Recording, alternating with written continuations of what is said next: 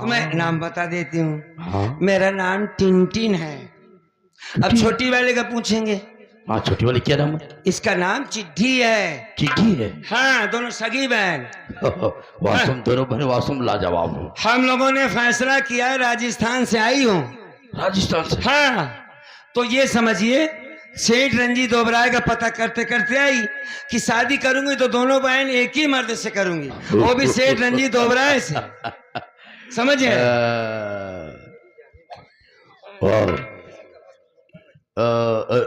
जाने मन हाँ।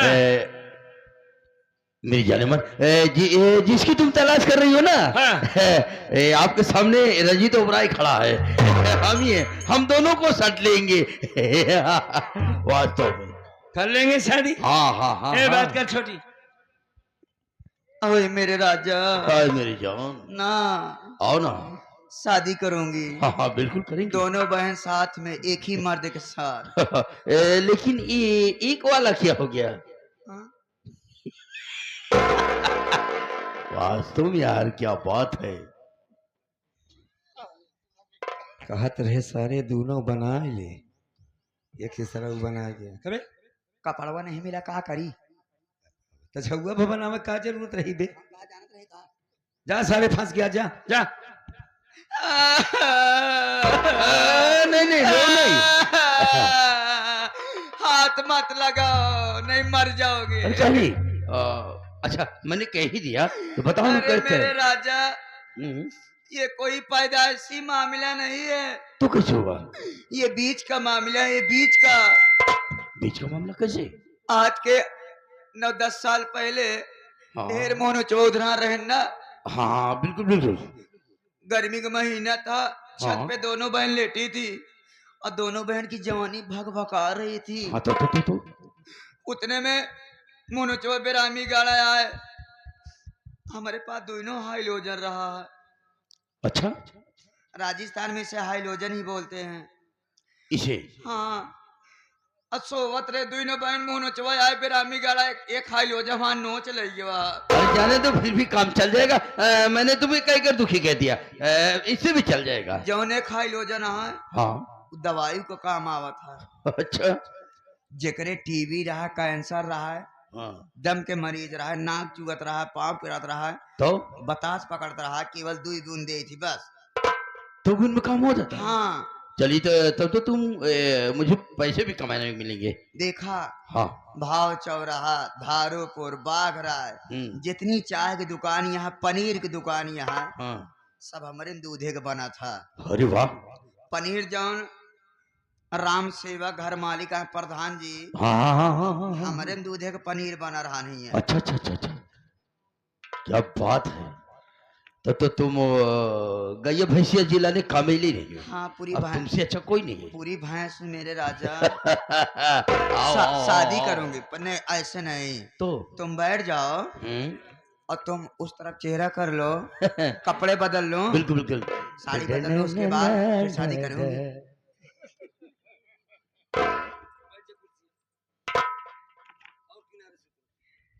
काम हो गया, ठीक है, काम हो गया है तो हम इसका काम लगा देते हैं। काम लगा दो। साड़ी उतार।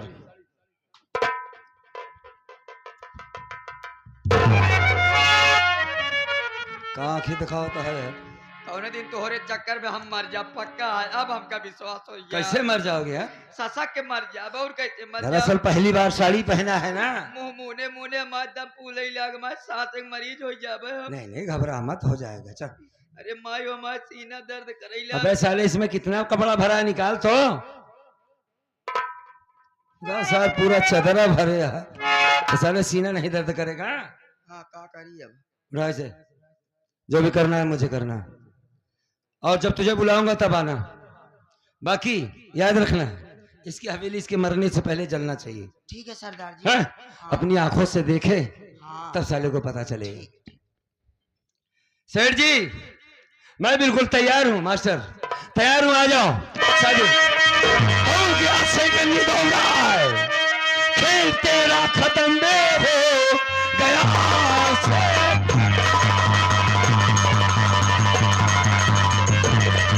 मौत की बदली चारों तरफ छा गई, आज से होती सुल्तानी अरे तेरी खत्म, मौत सर पर तेरे आज मर रहा है।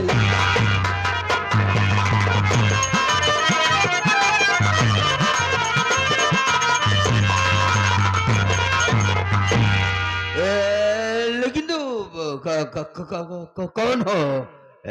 हमसे तुमसे कोई दुश्मनी तो है नहीं। तुम जाओ जाओ जाओ जाओ जाओ। जाएंगे सेठ जाएंगे, जरा परिचय तो हो जाए, बहुत दिनों बाद मुलाकात हुई है। मैं कहाँ था सेठ तू इतना दिन है? कॉलेज मत चलाना, मर जाएंगे। पहचान मुझे, मेरी आंखों में आंखें डाल के देख, सेठ रंजीत ओबराय, तुझे तेरी मौत नजर आएगी साले, मौत। मैं तुम्हें नहीं पहचाना, जरा अपना परिचय बताओ, परिचय बताओ। काजलपुर गांव का रहने वाला वो कर्मा जिसकी पत्नी को तूने इज्जत लूटा। कर्मा मार दिया सालों से जागो, मैंने तेरे पास एक चिट्ठी लिखा था, तुझे नहीं मिला है? कर्मा, मैंने तेरे साथ बहुत नाइंसाफी किया है। हाँ। मैं बहुत बहुत गलत काम किया हूँ। तू मेरी सारी दौलत ले ले, हाँ। सब कुछ ले ले, हाँ। मुझे छोड़ दे। चल ठीक, मैं तेरे पाँव छोड़ दे। नहीं मेरे पाँव पड़ने की जरूरत नहीं, चल मैं तेरी दौलत ले लेता हूँ। क्या तू मेरी गौरी को वापस कर सकता? जो कुछ हुआ हो गया। अबे चल साले, चुप। कैसे हुआ बे? हाँ? गरीबों को पाँव की जूती समझने वाला नहीं नहीं, नहीं।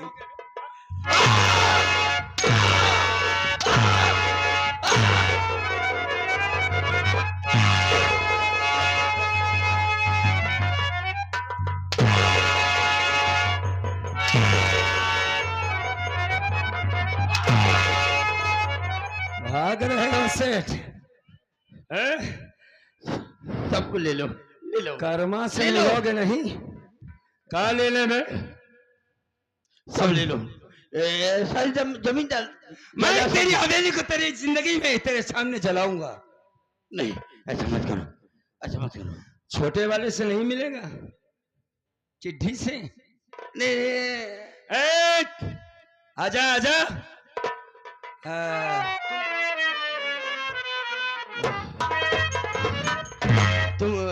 तुम कौन हो भाई? हाइलोजन वाली। ये तो हाइलोजन, क्या हो गया तेरा हाइलोजन?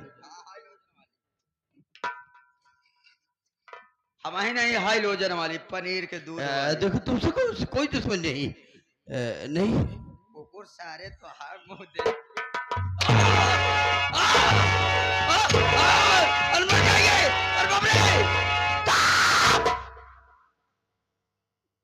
माधव भोसड़ी को तो होगा। अगर अब की चिल्लाना है तो सरदार हम का करी? इसके हवेली में आग लगा, उसके बाद इसे हाथ जोड़ता हूँ। कहा बे, हवेली बचाना चाहता है?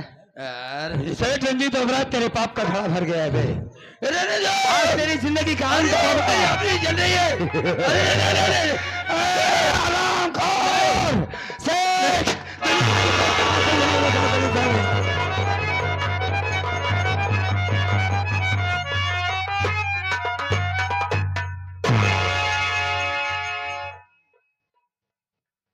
गामा पटेल के जैसे गिरता है सारा।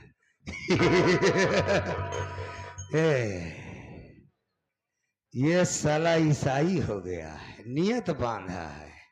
अरे साले हाथ नीचे कर, साले हाथ नीचे। गया साला कुत्ता। आज साथियों मेरा एक काम पूरा हो गया। ये साला कुत्ता से रंजीत ओबराय इस दुनिया को छोड़कर चला गया। अब बचा है अधूरा दो काम, साला परबतवा और उसकी माँ वो भक्तिनिया। चलते हैं, सबसे पहले अपनी बहन का तलाश करते हैं और उस कुत्ते का तलाश करते हैं। दोनों को भी साले को टपका देते हैं। जा रंजीते, जा इसकर साला कुकुर।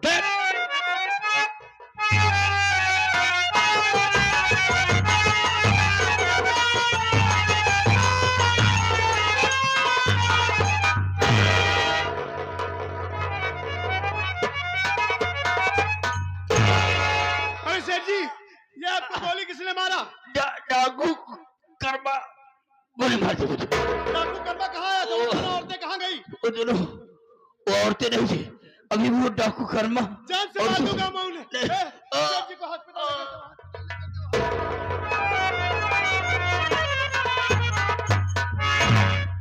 हरामजादे डाकू कर्मा बड़ी होशियारी से सेठ रंजीत ओबराय को गोली मारकर चला गया। देखता हूं साले कहां तक भाग कर जाएगा।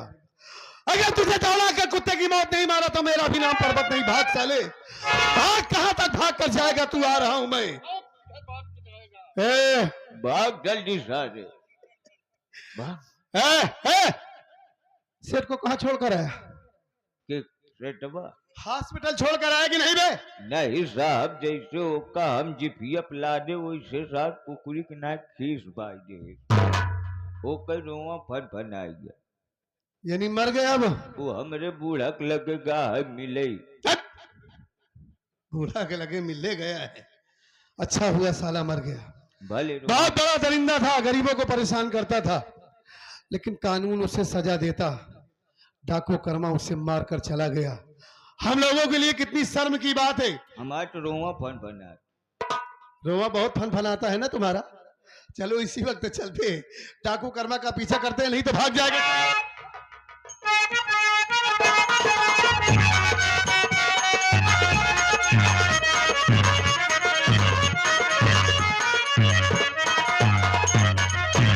पूरा कल्पना पुरछान माना, लेकिन बहन कजरी का कोई पता नहीं चला। इसका मतलब है कि भक्तिनिया ने मेरी बहन को मार डाला है। याद रख पर्वतवा, याद रख भक्तिनिया, तुम दोनों मेरे ही हाथों से मरोगे। पूरा सारा इलाका जला के हमला कर देंगे।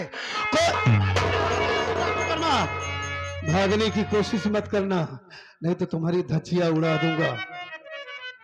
बहुत लगाया पुलिस वालों को, जीना हराम कर रखा था हम सबका। आज साले कानून के हाथ में आया है तू। क्या सोचा था कि सेठ को मारकर चला जाएगा, कानून तुझे पकड़ नहीं पाएगा। आज वैसे भी तेरा खात्मा होगा मेरे हाथ में। आदेश था कि डाकू कर्मा जहां भी दिखे तुरंत गोली मार दिया जाए, उसका इनकाउंटर कर दिया जाए मरने से पहले। मरने का हमें कोई गम नहीं है इंस्पेक्टर, कोई गम नहीं है। हमारा एक छोटा सा काम बचा हुआ था, अधूरा था। किसी और को मौत के घाट उतारना था। जरूरी था, बड़ा खास आदमी था। बड़ा खास आदमी था। जितना तुम्हें करना था, जिसे मारना था, तुम मार चुके। अब तुम्हारी मरने की बारी है। बस मैं इंसानियत के नाते यही जानना चाहता हूं कि तुम रहने वाले कहां के हो, तुम्हारे परिवार में कौन कौन है। अगर कोई जिंदा हो तो मुझे उसका पता बताओ, ताकि तुम्हें मारने के बाद मैं तुम्हारी लाश तुम्हारे घर वालों के हवाले कर सकूं। बस यही बताओ, कहां के रहने वाले हो? इंस्पेक्टर साहब, हाँ आदेश आया कि मुझे देखते ही गोली मार दिया जाए। हाँ, आप इंसानियत के नाते पूछ रहे हैं कि मैं कौन, मेरी हकीकत क्या है। हाँ यही जानना चाहता हूं। तो मैं मरते वक्त झूठ नहीं बोलूंगा, बताओ, आपसे सच सच बताऊंगा साहब। बताओ।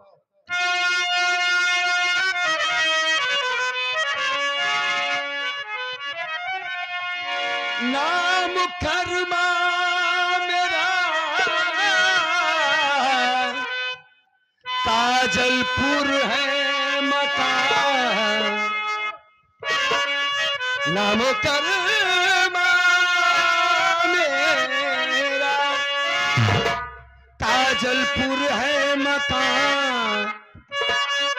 बापू का नाम वो बुधराम मेरे रहा। एक बहना थी कजरी हमारी सुनो।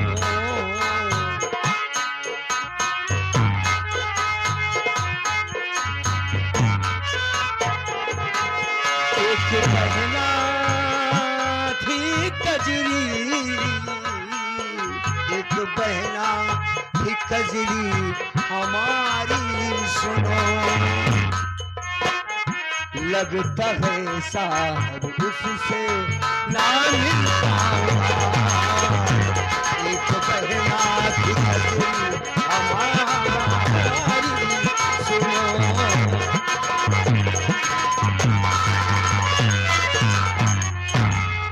इंस्पेक्टर साहब, इस गरीब को कर्मा कहते हैं। आपसे एक बात बताते हैं, कोई आदमी अपनी मां के पेट से डकैत नहीं पैदा होता है इंस्पेक्टर। उसकी मजबूरी, उसकी लाचारी, बेबसी इस रास्ते पर उसको लाती है साहब। मैं ऐसे परिवार से हूं कि मेरे माँ बाप मजदूरी करते थे और मैं भी वही काम करता था। काजलपुर का रहने वाला हूं साहब। आज हाथों में बंदूक, आज पुलिस के हवाले हुआ हूं मैं वैसे भी कानून के हवाले अपने आप को करने वाला था। छोटा सा काम बचा हुआ था। खैर छोड़िए इन बातों को।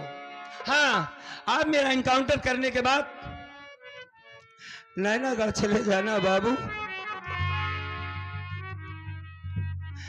पहली बात तो जिंदा नहीं होगी मेरी बहन, उन जालिमों ने मार डाला होगा उसे। अगर वो जिंदा होगी तो मेरी लाश मेरी बहन के हवाले कर देना बाबू।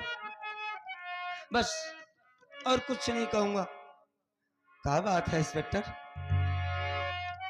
आपको तो खुश होना चाहिए कि मैं डाकू कर्मा को गोली मारने जा रहा हूं, उसका इनकाउंटर अपने हाथों से करूंगा। आपके आंखों में आंसू आ गए, खामोश हो गई, बात क्या है बताइए। तुम्हारी कहानी सुनने के बाद आंखों में आंसू आ गए। मारने के बाद तुम्हारी लाश तुम्हारी बहन कजरी के हवाले कर दूं। लेकिन तुम्हारे आंखों में आंसू क्यों, मैं इसकी वजह जानना चाहता हूँ। सुनिए हमारी बात। हाँ।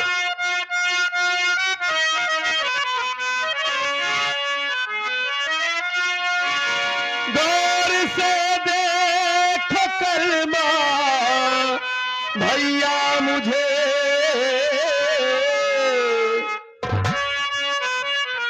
है खड़ा सामने भैया पर्वत सुनो,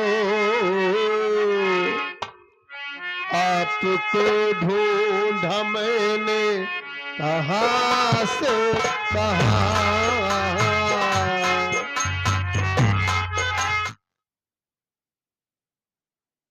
भाई साहब, आप गौर से देखिए और मुझे पहचानने की कोशिश कीजिए। मैं आपकी बहन कजरी का पति पर्वत हूं। कहां से कहां मैंने आपको नहीं ढूंढा, और आज आप इतने दिनों के बाद मिले हो तो इस हालात में कि आप एक डाकू बन चुके हो। कल का सीधा साधा इंसान कर्मा भैया, आज एक डाकू। मैं एक बात को तुम्हारे काट रहा हूं। हाँ? अगर तुम पर्वत हो तो बड़ी अच्छी बात है। तुम्हारे आंखों में आंसू देखकर मुझे ये एहसास हो रहा है कि मैं तुम्हें गलत मारना चाहता था। वो मेरा अधूरा काम वही था कि मैं तुम्हें गोली मारने जा रहा था। इंस्पेक्टर, एक बात ये बताओ। हाँ, कजरी कहाँ है?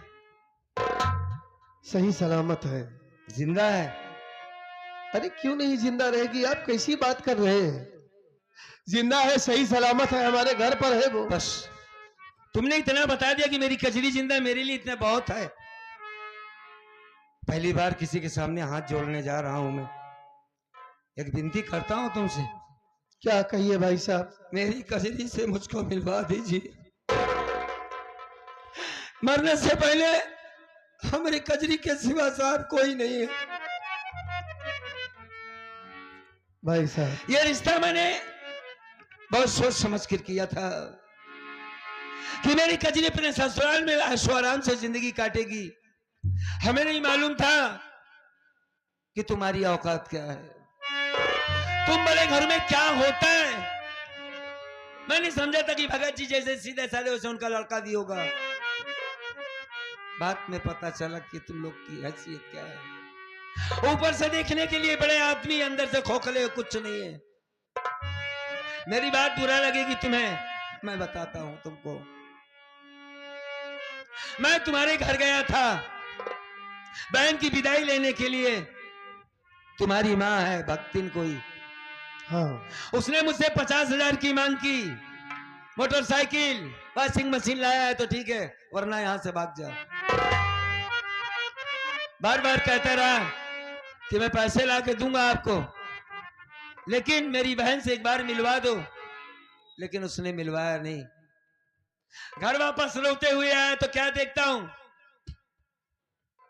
जो सेठ रंजीत ओबराय को ईमानदार और सच्चा समझ रहे हैं, जिसके लिए मुझे इनकाउंटर या गोली मारा जा रहा है साहब, उस गद्दार ने हमारी पत्नी गौरी की इज्जत लूट लिया साहब।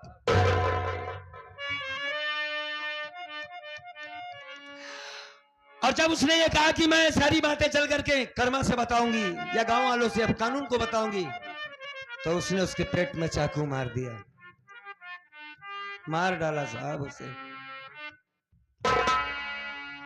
उसके मर जाने के बाद हमें कोई रास्ता नहीं नजर आया, तुम्हारी तलाश किया, ना अपना था, आगे पीछे कोई रोने वाला नहीं।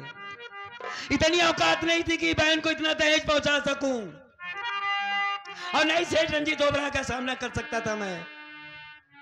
कानून, पुलिस, ये सब सेठ रंजीत ओबराय के तलवे चाटते हैं, तलवे सलाम करते हैं उसे।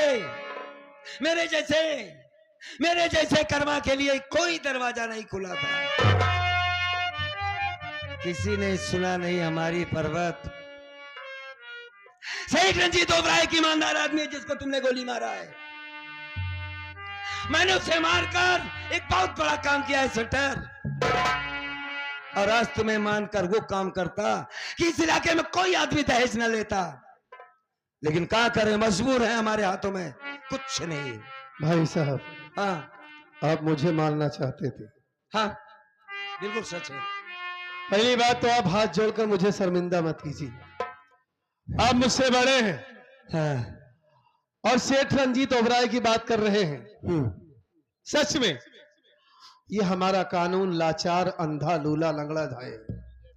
सेठ रंजीत ओबराय के खिलाफ कोई सबूत नहीं था, नहीं तो अब तक उसकी फांसी हो जाती। कहां से होगा सेठ के पास? ये सेठ जैसे रंजीत ओबराय जैसे ये कानून को खरीद लेते हैं, सबूत की कौन सी आफत की बात है इंस्पेक्टर? कहां हैं आप? यही तो मैं मानता हूं ना कि कानून सिर्फ लाचार हो जाता है सबूत के बिना पर। हाँ चूंकि सबूत ऐसा चीज है कि उसके बिना कानून का काम आगे नहीं बढ़ता, और इसलिए आपके हाथों में बंदूक उठी, आप उसका खून किए। अच्छा किए भाई साहब आप, लेकिन एक बार आप मेरे पास आते। कैसे आता? एक बार कम से कम अपनी हालात मुझे बताते तो मैं अपने तरीके से सेठ रंजीत ओबराय को सजा जरूर दिलवाता। देखिए, मैं तुमसे बहस नहीं करना चाहता हूँ, बस आखिरी इच्छा है कि मरने से पहले मेरी बहन को बुला दो। और आप जो कह रहे हैं कि जो समझकर आप मेरे साथ अपनी बहन की शादी किए थे, मैं वही पर्वत हूं। मैं आज तक बदला नहीं हूं। मानता हूं कि मेरी मां ने कजरी के ऊपर बहुत अत्याचार किया और आपको मारा होगा, आपको अपने दरवाजे से मारकर भगाया होगा। अरे मेरी माँ तो वो माँ है जब अपने खुद के बेटे के खाने में जहर दे सकती है, अपने बेटे को पागल बना सकती है, तो आप तो उसके लिए बहुत पराये हैं। आपके साथ क्यों वो गलत व्यवहार नहीं कर सकती? मेरी माँ वो है। जब से ये सुना कि मेरी माँ ने मेरे खाने में जहर दिया था, छोड़ दिया अपनी माँ का घर, भूल गया अपनी माँ का चेहरा, और ये प्रण किया हो कि मेरी माँ मर भी जाएगी, मैं उसकी शक्ल नहीं देखने जाऊंगा। तो ठीक है, बुलाओ मेरी बहन को, मैं उससे मिलना चाहता हूँ। इसी बात का तो अफसोस है कि कजरी यहां से इतनी दूर है कि मैं आपको कजरी से नहीं मिलवा सकता। मिलवा नहीं सकता कि साफ साफ नहीं बताते कि मार दिया तुम माँ बेटों ने हमारी बहन कजरी को, मार डाला है। मैं जानता था कि तुम्हारा यही जवाब होगा कि कजरी से मैं तुमसे नहीं मिलवा सकता। नहीं भाई साहब, कजरी इस दुनिया में जिंदा है, सही सलामत है और खुश है। आपको याद करती है कि आज तक हमारे भैया मेरे पास क्यों नहीं आए। ठीक है, मेरा विश्वास कीजिए। ठीक है, हम कर लेते हैं तुम्हारा विश्वास। अगर तुम्हारे पास टाइम है तो ठीक है, वरना मुझे गोली मार दो। हमारी नजर में हमारा कानून, हमारा इंसाफ सब कुछ है।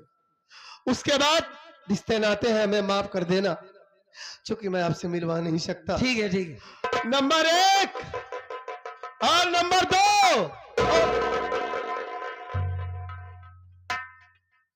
अरे माँ, आप यहां तक कैसे चली आई? और ये क्या देख रहा हूं माँ?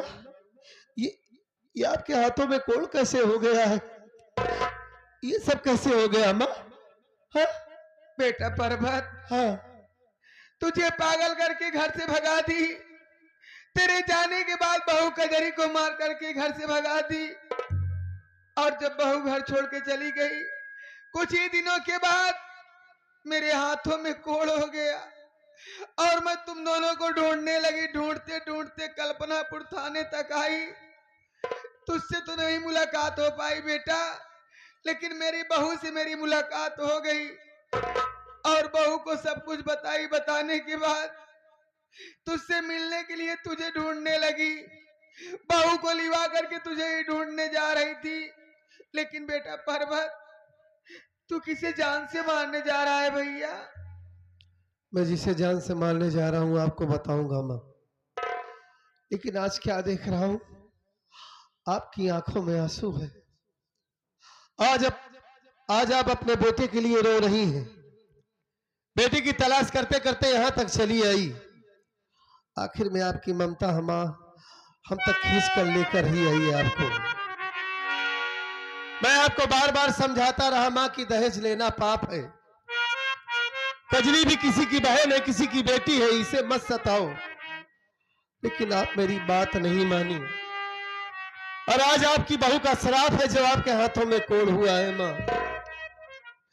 लेकिन आप चाहे जैसी हैं, हमारी मां है, और इस दिन मैं गुस्से में आपके ऊपर हाथ उठा दिया था। मां को मारना नहीं चाहिए, हो सके तो आप मुझे माफ कर दीजिए मां। पर्वत, उसमें तेरी गलती नहीं है बेटा। मैं ही दौलत के चक्कर में पड़ करके, दहेज के चक्कर में पड़ करके ना तुम्हारी इज्जत की, ना अपने बहू की इज्जत की। हाँ मां। उसी का फल है, करनी का फल है। मेरे हाथों में कोड़ हो गया है भैया। लेकिन आपकी आंखों में आंसू देखकर मैं सब कुछ भूल गया मां। आप भी भूल जाइए, आप हमारी मां हैं। सबसे बड़ी खुशी की बात यह है कि आप हमारे पास आई हैं, अपने बेटे के पास आई हैं मां। मैं आपका इलाज करवाऊंगा, आप बिल्कुल ठीक हो जाएंगी, रोइए मत। और आप ये जानना चाहती है कि मैं किसका इनकाउंटर करने जा रहा हूँ? हाँ बेटा पर्वत। डाकू कर्मा का। डाकू कर्मा? और ये डाकू कर्मा कोई और नहीं माँ, कौन है? ये हमारी कजरी के भाई साहब कर्मा हैं, जिन्हें आप दहेज के कारण अपने दरवाजे से मारकर भगा दिया था। हाँ बेटा। और आज आपकी देन है कि उनकी जिंदगी बर्बाद हो गई। उनकी पत्नी मर गई, मार डाला गया उनकी पत्नी को, और अपने हाथों में बंदूक उठा लिए, सेठ रंजीत ओबराय का खून कर दिए। और आज मैं अपने हाथों से उनका इनकाउंटर करने जा रहा हूं माँ। ए माँ, हाँ बेटा। आप कह रही कि आपके साथ में कजरी भी आई है, उसे बुलाऊं माँ? कम से कम आखिरी बार मैं उसके भाई साहब से उसे मिलवा दूं। सही कह रहा है बेटा। और ये मत बताना कि तेरे भाई साहब है यहाँ पर। नहीं, मैं कुछ भी नहीं बताऊंगी। बुलाओ माँ। बहू, अरे ओ बहू, बहू, ये देख मेरा बेटा पर्वत तुझसे मिलना चाहता है, मिल ले। माँ, कजरी, अच्छा हुआ तुम माँ के साथ में आ गई।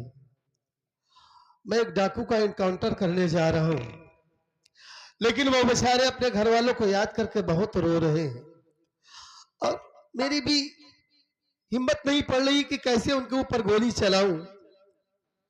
ये देखो सामने खड़े हैं वो।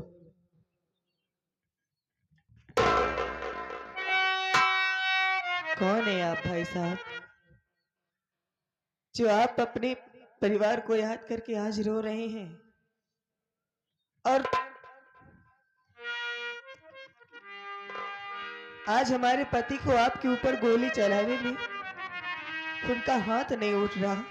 कर्मा नाम है हमारा, डाकू कर्मा। अच्छा, तुम कौन हो? मेरा नाम कजरी है। कजरी? अजीब इत्तेफाक है, कर्मा की बहन कजरी, और इसकी आवाज भी काफी मैच करती है हमारी कजरी से। तुम कजरी हो? मतलब आपकी बहन अभी जिंदा है? हाँ भाई, जिंदा है कि मर गई है तो नहीं जानता, लेकिन कजरी नाम था, देखने में भी तेरे जैसी थी। अच्छा, तूने अपने भाई का चेहरा याद है? नहीं याद है। लेकिन उनकी आवाज को मैं पहचानती हूँ। अगर पहचानती है? आपकी आवाज से ऐसा लग रहा है जैसे कि हाँ। हमारे भैया ही हो, इस वक्त हमारे सामने बोल रहे हो। अच्छा, इतना प्यार करती है अपने भैया से? बहुत मजबूर थी मिलने के लिए। ए लड़की, इधर चेहरा कर। भैया, जब ही तो कह रहा हूँ कि इसकी आवाज कजरी जैसी है। हाँ कजरी, मैं तेरा भाई कर्मा हूं, जिससे लोग डरते हैं। चल अच्छा हुआ तू आ गई। उस मालिक से बार बार यही कहता था कि परमात्मा मरने से पहले एक बार मेरी बहन कजरी से मुझको मिलवा दे बस। आखिर उसको मेरे पर तरस आ गया और भेज दिया तुझको मेरे पास। कैसी है? भैया इतने दिनों तक आपसे मिलने के लिए तड़पती रही, हाँ जरूर। आपकी सूरत देखने के लिए तरस